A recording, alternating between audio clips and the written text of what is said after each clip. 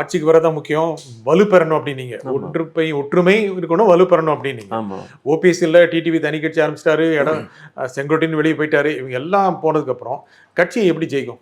அதாவது நான் என்ன சொல்றேன், கட்சி தொண்டர்கள் வந்து ஒவ்வொரு தலைவர்கள் பின்னால போவாங்க அப்படின்னு எதிர்பார்க்கறது அதிமுக அதுக்கெல்லாம் பாசிபிலிட்டியே கிடையாது. நீங்க எவ்வளோ பெரிய பெரிய தலைவர்கள்லாம் வெளியே போயிருக்காங்க. அப்போ கூட அந்த தொண்டர்கள் வந்து இரட்டை இலை, புரட்சி தலைவர், அண்ணா திராவிட முன்னேற்ற கழகம், அந்த கொடி, அந்த சிம்பிள், அந்த இது அங்கீகாரம், இதன் பின்னால தான் நிற்கிறாங்க.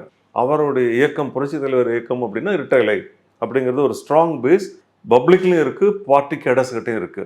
ஒவ்வொருத்தருக்காகவும் போறாங்க அப்படின்னு நினைக்கிறதெல்லாம் வந்து அது நடைமுறையில் சாத்தியமே இல்லை. கடந்த தேர்தலில் இல்ல, புரட்சி தலைவர் என்ற ஒரே ஒரு நபருக்காக உருவான இயக்கம் தான் அது. சரிங்களா? அந்த ஒரு நபர் எதை காட்டிவிட்டு சென்றாரோ, இரட்டை இலை காட்டிட்டு செஞ்சாரு. இந்த கொடி அண்ணா திராவிட முன்னேற்ற கழகம் பேர் வச்சாரு. அகில இந்திய அளவுக்கு கொண்டு போகணும்னு நினைச்சாரு. இதுதான் நோக்கி போயிட்டு இருக்காங்களே தவிர, அவர்கள் இறுதி மூச்சு வரை அதுல வந்து பிடிப்பா இருப்பாங்களே தவிர, எந்த ஒரு ஏற்றத்தாழ்விற்காக மாறி இவர்கள் பின்னால் செல்வது, அவர்கள் பின்னால் செல்வது என்பது ஆப்பர்ச்சுனிட்டிஸ்ட் மாதிரி இருக்காங்க இல்லையா, சந்தர்ப்பவாதிகள். அவர்கள் தான் பதவிக்காகவும் பணத்துக்காகவும் பின்னால போறாங்க. அது ஒரு குறிப்பிட்ட அது பர்சன்டேஜில் கூட வராது, பாயிண்ட் சம்திங்ல தான் வரும்.